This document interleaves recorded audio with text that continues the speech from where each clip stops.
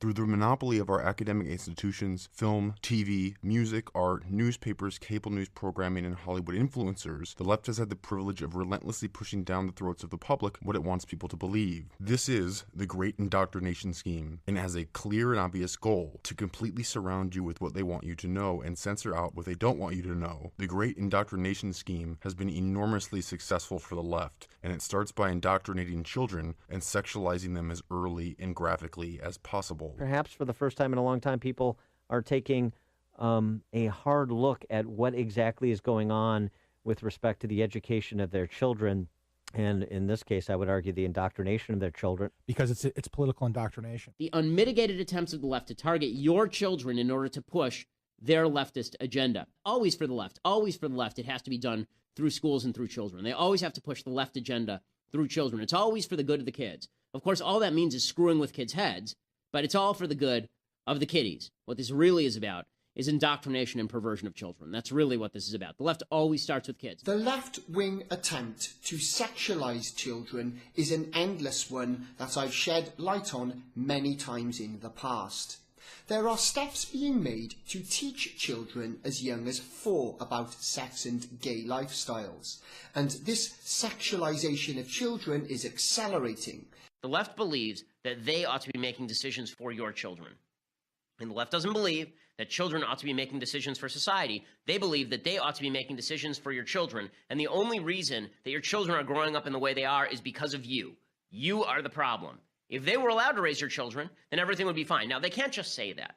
If you're on the hard left, you can't just say this. You can't just say, listen, I think I'm going to do a better job raising your kid than you will. Their whole case is that parents should not be allowed to raise their children with traditional morality and traditional sex roles because that's bad. And that's bad because the government can't control the kids then.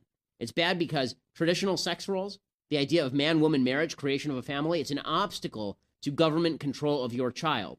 And so what they do is they use the bullying agenda in order to come in and take control of your children by saying that if we leave it to you to educate your own kid, then your kid will end up being a bully and targeting other kids, which of course is absolute nonsense.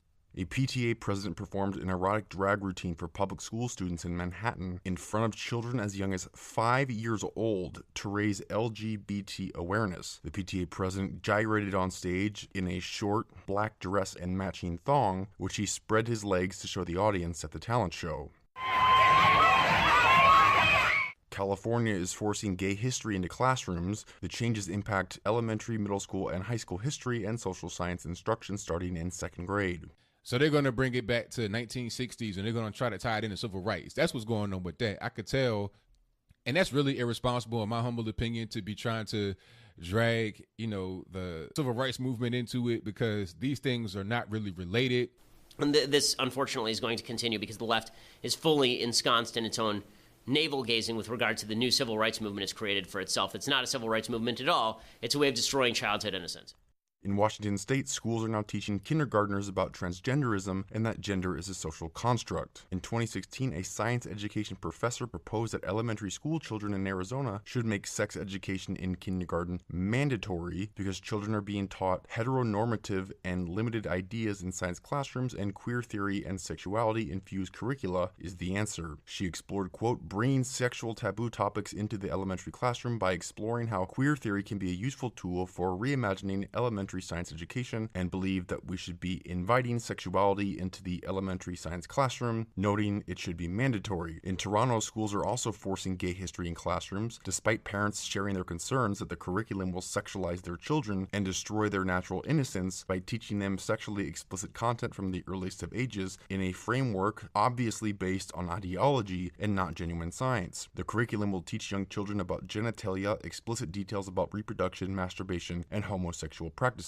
Another school teacher is even caught bragging about her LGBT indoctrination to children ages 4 to 5 years old. At a gay activist conference for teachers, the lesbian teacher explained in detail how she uses the classroom to convince children as young as 4 years old to accept homosexual relationships. The teacher admitted to going from class to class to talk about gay issues. With the principal's encouragement, the teacher also started by reading King and King in the class of children 4 to 5 years old, with the goal of using the book as a springboard to discuss her sexuality with the kids, especially when she she gets to the part where the two princes become married, which can elicit what she calls conversations about homosexuality. But she enjoyed these conversations because they provide a rich environment for our students as they unpack these complex social issues. I have no idea why she wants to have conversations about these complex social issues with children 4 to 5 years old, but my guess is because none of them are equipped to rebut her, it makes it easy for her to win those exchanges. Another teacher openly admitted that she hid her promotion of homosexuality to the kids in what she called social justice math. She mentioned how she spends time building a common vocabulary in her classroom with words like stereotype, prejudice, discrimination, so her students will be able to more readily conform to her pro-LGBTQ message. We have ageism, Yeah. classism, Yeah. sexism, Yeah. racism, Yeah. faith as an ism, Yeah. ableism, Yeah. and Stop. heterosexism. Yeah. Is gay a bad word? No. The word gay just means two people of the same sex that love each other. And it's not a bad word to say gay. It's only a bad word if you use it to hurt someone's feelings. You can love whoever you want, but it's not okay to make fun of people for it. Turn to a partner. What ism is this talking about? I think sometimes we are dealing with controversial issues, but I think we have to. I think kids are just like little people and they've got to learn how to get along. And I think sometimes human rights and equality, they trump our personal beliefs. And I know specifically with heterosexism, that's one of the ones that we deal with a lot. People believe they can use those to hate other people and to discriminate. Yeah, so this has been going on, as you know, Dan, in college campuses for a while, but that's not good enough for the left. They need to do their indoctrination of prospective voters earlier. It's politics and partisan politics. And if you look at the political affiliation of the people running this, they're all Democrats. People just don't understand what's going on here. They want to be all for social justice and all that kind of stuff with the Colin Kaepernick, the hands up, don't shoot. They want to be down for that, but then they don't understand how that same thing that they're fighting for is going to be used to fuel the whole LGBT movement.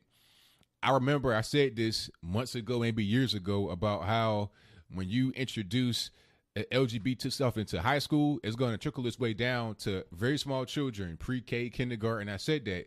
People were like, oh, no, it's not going to happen. Well, here we are. Some parents condemned public libraries for hosting drag queen story times for young children because it is an indoctrination session in the religion of sexual liberation that should not be hosted by any government institution. And these drag queen story times are becoming all the more popular. Who wants to be a drag queen when they grow up? Who is ready for a story? Is the host of Drag Queen Story Hour. This one is called Worm Loves Worm. Talking, singing, and reading. We can both be grooms. We can both be grooms. We can both be grooms. To an audience of preschoolers, toddlers. But these aren't isolated incidents. For example, the children's book, The Bravest Knight Fairy Tale, is to be read in classrooms across America. The Bravest Knight is a new children's story aimed at children as young as 4 years old, with a gay plot twist at the very end, as Matt Walsh writes. It's the complete breakdown of tradition and family wrapped up in a cute cartoon and shoved down the throats of children. Another school in Charlotte faced backlash for trying to read more gay indoctrination books, this one called Jacob's New Dress, to first grade children without notifying the parents. The book is about a young boy who wants to be a girl and has parents, instead of being parents and telling him he's a boy, play along with his mental delusion and send him to school in a dress. The Adventures of Tony the Tampon has been used as a coloring book to destigmatize menstruation. Now it's being used to degender the female biological processes and persuade children that men get periods too and appease the transgender activists. A professor from the University of Rhode Island published an article that argued for placing more transgender books or gender-fluid protagonist books in preschool libraries. The professor writes, by using carefully selected children's literature, teachers can make a positive difference in the lives of individuals who are transgender. Another transgender indoctrination book was read to California school children without notifying the parents, which left many of the children, quote, traumatized. A Rockland Academy teacher was reading books on transgender identity in a kindergarten classroom while one of her students was transitioning. I want to be the one that teaches my kids about these controversial issues, not the school. I'm the parent. I know what's best for my kids. So this was alarming at the young age, and that it was outside of the curriculum, and there was no notice given. This all stems from a June incident inside a Rockland Academy charter school where a teacher read 2 books, including I Am Jazz, on what it means to be transgender to her kindergarten class. The book, according to the school, was not only age appropriate, but part of the California Department of Education's recommended reading list and given to the teacher by a transgender student. Some parents said their children were left traumatized and confused. The students who took part in the ceremony were reportedly left shaken and disturbed. Yes. According to Keller, who's this guy from the family group, he said kids were left really deeply emotionally bothered and traumatized. There were several of the little girls that went to their parents and were crying, saying, "Mommy or Daddy, am I going to turn into a boy?" This is evil. It's evil.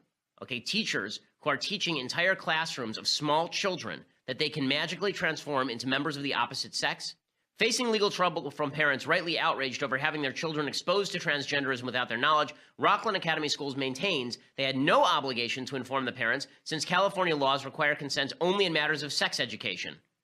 So let me get this straight. It's not sex education when you decide to tell a 5-year-old boy that it can be a 5-year-old girl. The lesson, they say, had to do with gender identity, which the school claims falls under tolerance and diversity curricula. Administrators are now recommending a change in the parent handbook that would suggest that the school will endeavor to notify parents about controversial topics being discussed. Endeavor to notify is too loose, in my opinion. Who is accountable for that? What will we be notified of? It's impossible to say that every controversial topic, the teacher's going to be able to give a heads up ahead of time, because that's just not how classrooms work. We receive emails about parking and everything under the sun. This shouldn't be an issue. It seems like an email list of parents to notify them when teaching topics like this would not be very difficult, but they don't want to do it because they don't want parents to pull their kids from the lessons. What we do know is even if they choose to notify parents, those parents will still not be able to opt out. And since this incident, at least 14 families have pulled their children from this school. You see, it's difficult to indoctrinate people unless it's mandatory. It must be forced upon by the powers that be. The indoctrination works well only when everyone accepts it, and for everyone to accept it, they have to reach students as young as possible. The belief that indoctrination of the young by perverse leftists is repeated over and over by parents who support the indoctrination under the guise of that we're really just teaching them early so they don't hate. Pam Douglas was one of many who supported the transgender lesson. She says doing otherwise is simply intolerant. At the crux of it, it's sad. I mean, it's bigotry. Plain and simple, it's bigotry. But really, it's not about teaching not hating people. It's about getting them when they're young and malleable. The cycle of fear and hatred of people that are those others who aren't like me, that cycle has to be broken somewhere. And I think the best place for that process to start is with our youngest children, so that they don't ever learn, to hate. Calling parents who resist this indoctrination bigots and justifying the perverse indoctrination of children under the smokescreen of we're just teaching them not to hate is just an attempt to conceal their true agenda. These teachers know exactly what they're doing. Here's what the left is seeking to do. They're seeking to say that a 5-year-old can be taught by their teacher without parental permission that he is a she, but a 15-year-old cannot have the option of praying at the 50-yard line with a coach. That's an agenda, folks. Okay, that's not about protecting the innocence of children. It's about depriving them of certain types of choice that they don't like and giving them types of choice that they do like. And when I say types of choice, I mean screwing them up permanently in many cases, because it is important to promulgate a leftist view of social politics. That's scary stuff. And, that's got to be fought at every turn by goodwill people who are parents. Okay, I'm a parent. You try to do this to my kid. You wonder why people are taking their kid out of public school and sending them to private school. You wonder why people are retreating from the public square. You wonder why the fever pitch of politics is so high right now. It's because of garbage like this.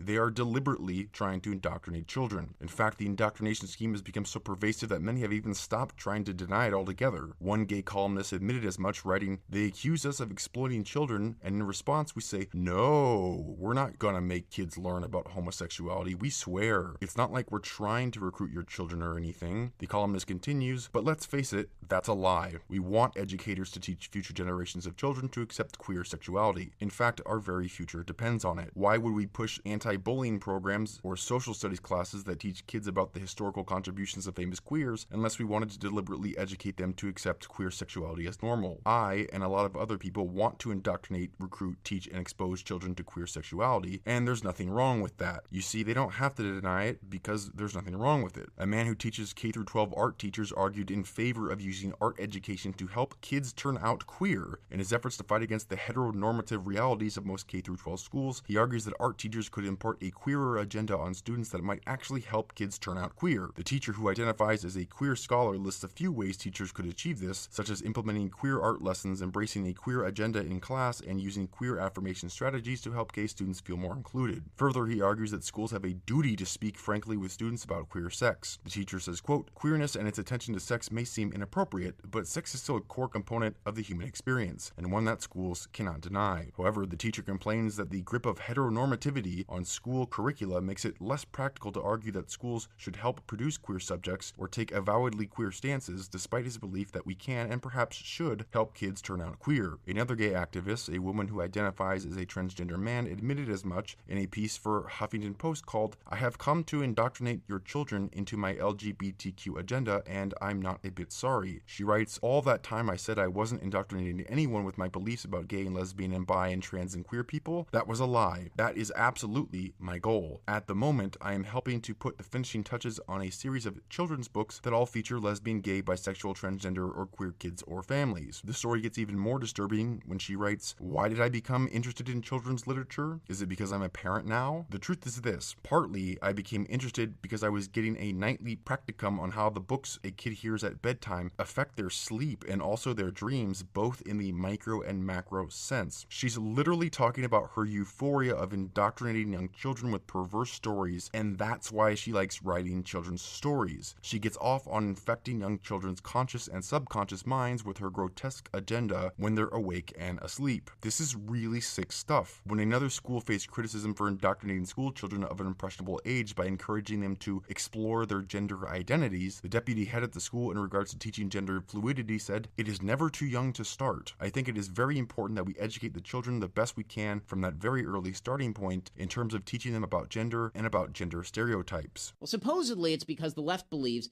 that sexual identity is unchanging and rigid, and sex itself, gender itself, is malleable. Therefore, if you teach kids that they get to choose your sex, since it's malleable, it's a social construct anyway, you're not doing them any harm. You tell a 5-year-old girl to choose whether she's a girl or a boy, you're not harming her in any way, because that's all just social construct nonsense. Similarly, if you tell a 5-year-old girl that lesbianism is fine, she's not going to be more likely to try out lesbianism because she's already set in her ways. It's all biological, right? It's ingrained right there in the biology. Of course, precisely the reverse is true. You tell a 5-year-old girl she can be a girl or a boy, you're going to screw with her head. You tell a 5-year-old girl that anybody she chooses to have sex with when she's not even pubescent yet, right, that anybody who she will eventually choose to have sex with is perfectly morally hunky-dory, and you think this isn't going to change behavior? Nonsense. Nonsense. Particularly because science tends to show that sexuality is remarkably fluid. Sexual identity certainly is remarkably fluid. There's a reason that 2 generations ago, there's a poll in Britain recently, it showed for people who were born 2 generations ago, 95% say they're straight. Of people who were born in our generation, millennials, something like only 43% say they are binary straight. Okay, 43%. Don't tell me that's genetics, gang.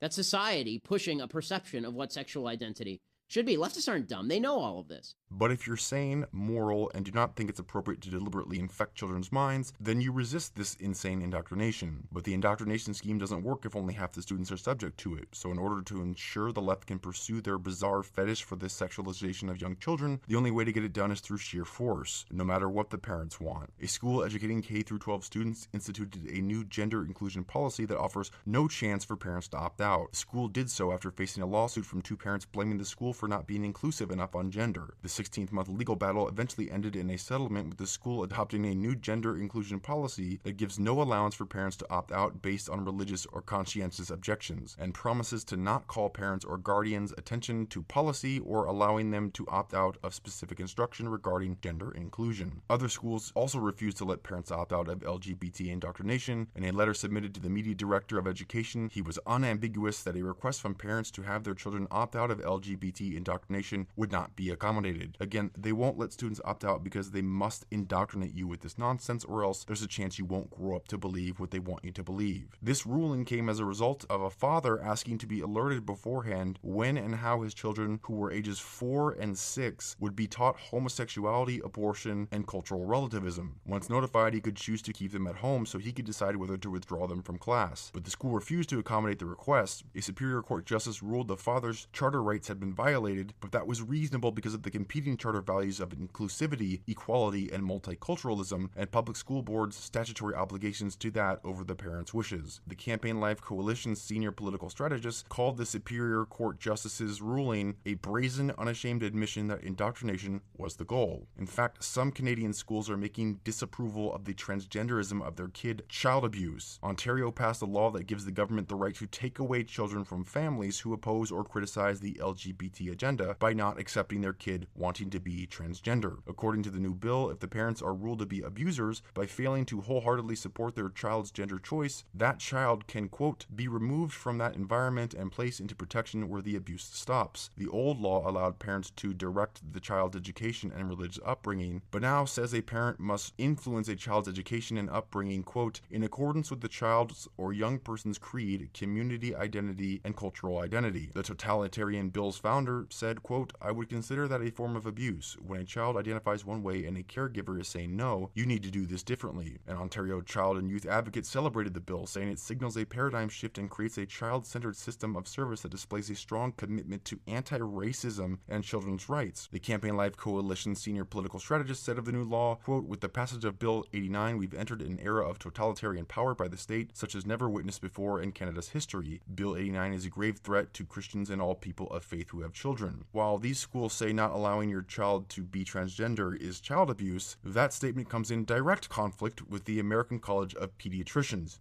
doctors. The American College of Pediatricians released a statement declaring that conditioning children into believing a lifetime of chemical and surgical impersonation of the opposite sex is normal and healthful is child abuse. The statement adds that while 9 out of 10 gender dysphoric children ultimately accept their biological sex, those that do not are committed to a, quote, lifetime of carcinogenic and otherwise toxic cross-sex hormones and likely consider unnecessary surgical mutilation of their healthy body parts as young adults. But even youth who go no further than the hormone blocker and then revert to their natural gender may still need hormone injections just to achieve normal puberty. But this forced indoctrination doesn't stop there. 300 schools in Australia have signed on to a new transgender policy which would allow schools to facilitate the gender transition of students as young as 6 years old without parental consent. Within the guide supporting student-affirmed transition, it says, quote, if a student does not have family or carer support for the process, a decision to proceed should be made based on the school's duty of care for the student's well-being and their level of maturity to make decisions about their needs. It may be possible to consider a student a mature minor and able to make decisions without parental consent. Another teacher chose to indoctrinate her students by setting up a gay play where two princes fall in love. Some of the parents slammed the school on social media for staging the gay play. One of the parents accused the school of social engineering and wrote in a public post, quote, I think people who promote PC sex to kids below 11 border on pedophilia and are depraved. But the teacher said she refused to be cowed by homophobic parents. In response to the posts on social media, police were called to report that a number of homophobic comments had been made on Facebook. This was investigated as a hate incident, but ultimately determined the comments did not amount to a criminal offense. Another school in a wealthy Minnesota suburb has also transformed schools into indoctrination factories and don't even try to conceal their sinister goals. Elementary school students are now subjected to an ABC book titled A is for Activists. Among the alphabetized propaganda points are A for activists, are you an activist? C is for creative counter to corporate vultures. F is for feminists. T is for trans. A head teachers union also tells schools to be more supportive of LGBT teachers who want to reveal their sexual identity in the classroom, as it would make children better, quote, citizens of the world, and make head teachers responsible for ensuring an inclusive school environment, and will also instruct teachers to support staff in teaching LGBT issues, ensure sex education classes include gay and transgender experiences, and modify dress codes to avoid gender stereotyping. Why it's important for teachers to come out in the classroom doesn't seem very relevant, but it is because it gives them a reason to then sexualize them with their agenda. In fact, LGBT public school teachers in Chicago are bringing gay pride to classrooms all year long, indoctrinating them early with taxpayer support. A queer kindergarten teacher at a public Chicago school exposes 5-year-olds to bringing queerness into her classroom throughout the year by challenging gender norms, reading books with queer characters like And Tango Makes Three and My Princess Boy. The teacher wants to celebrate gay pride in classrooms all year long because she doesn't really like the Gay Pride Month thing, because she, quote, mostly really hate pride and the Pride Parade and all the white male cis capitalist booze-filled celebrations that this month involves. Maybe next year I'll try to use it as an opportunity to read a few extra books with queer characters. Another instructor, a special education coordinator in New York City public schools, thinks stretching gay pride throughout the entire year is culturally responsive teaching. The indoctrination scheme knows no bounds. Now schools are even fighting fighting to prevent children from having best friends. In a recent article, psychologist Barbara Greenberg endorsed efforts by schools in this country and in Europe to abolish best friends. But it doesn't seem like it is a form of insidious social control to try and tell other people who to be friends with. I mean, who would want to tell someone who to be friends with in the first place? Do you think it's a little weird? Well, I think what's happening, I don't necessarily think they're telling kids which friends they can have and which they can't. They're encouraging kids to have larger friend groups. I think that they're trying to avoid children having cliques. So what they do is they try to get children to play with larger groups of kids and sort of run in larger packs with each other. They don't want students to have best friends because they don't want students to have any voices outside of the states. They wouldn't want students to confide in others who look around and recognize what they're being taught is total nonsense. You can't have drifters developing their own line of thought outside the indoctrination agenda. You don't need a best friend. The state is your best friend. While children are getting perverse transgender books, that's not the only indoctrination that's taking place. Education Action Group obtained a Common Core teacher guide that produced a 2-week lesson plan for 4th graders using the book The Jacket, which Olson states, it's a fun little book about racism and white privilege, a left-wing concept that teaches African Americans that the values of American society are designed to benefit white people. Another Common Core text for 2nd and 3rd graders titled Where Do Polar Bears Live is about the impact of global warming on polar bears' food sources as a shrinking ice pack makes seal hunting particularly challenging, and the book's last 2 pages cover climate change in even more detail, including suggestions for ways that kids can reduce their own carbon footprints. Another book, The Story of Cesar Chavez, introduces 2nd graders to the founder of the United Farm Workers Union and equality lessons. As part of the 2-week lesson, students read the book, then indicate the living conditions of the farm workers on one side and the living conditions of the landowners and business owners on the opposite side. Teachers are instructed to say fairness and equality exists when the scales are balanced, and that unfairness and inequality exists when the scales are weighted heavily on one side and are out of balance. Teachers then get the classroom conversation going by asking the 2nd graders, do you think both sides are equal? These types of exercises, of course, are to impose a disgust towards wealth and capitalism. This type of indoctrination of children, largely through sex, is not actually new. It's been part of the leftist playbook for decades. You have to get children early when they're most malleable. The sexualization of children is important because it will break down their moral fibers and mold them how you wish. Have them reject their parents' oppression of moral standards. Lukács introduced a radical sex education program into the Hungarian schools. He tried to actually undermine the unity of the family, and that was one of the reasons that he tried to introduce sex education. Laszlo Pastor, a leader in the Hungarian resistance against the communist takeover of Hungary after World War II, explains why children were targeted. It's always much tougher to convert an adult, to do something what he was taught not to do. The left always aspired to have the ability to forcibly indoctrinate young children to their way of thinking. Both Lenin and Hitler had programs focused on indoctrinating youth decades ago. One of the purposes was to instill in children the idea that they are involved in the world revolution, which is more important than any family ties. Communist thinking on children's schools and youth organizations include such thoughts about indoctrinating children. As Lenin said, quote, we must make the young into a generation of communists. Children are like soft wax, are very malleable, and they should be molded into good communists. We must rescue children from the harmful influence of the family. We must nationalize them. From the earliest days of their little lives, those children born after the Bolshevik Revolution were explicitly told that they were to build a utopia of brotherhood and justice and to not be like their parents, but completely red. The Hitler Youth movement was a logical extension of Hitler's belief that the future of Nazi Germany was its children. The Hitler Youth as an organization was seen as being as important to a child as school was. In the early years of the Nazi government, Hitler had made it clear as to what he expected German children to be like. Hitler wanted to occupy the minds of the young in Nazi Germany. Hitler Youth was created in the 1920s, and by 1936 they had 4 million members of children and youth in their organization, primarily because they were forced to join the group. In 1931, the Vatican accused the fascists and Mussolini of similar indoctrination and denounced their effort to monopolize completely the young from their tenderest years up to manhood and womanhood for the exclusive advantage of a party and of a regime based on an ideology which clearly resolves itself into a true, real pagan worship of the state. But for the perverse audience of the left, it's always sexualizing them and as young as possible. And I think the best place for that process to start is with our youngest children, our youngest children, our youngest children. It's always much tougher to convert an adult, to do something what he was taught not to do.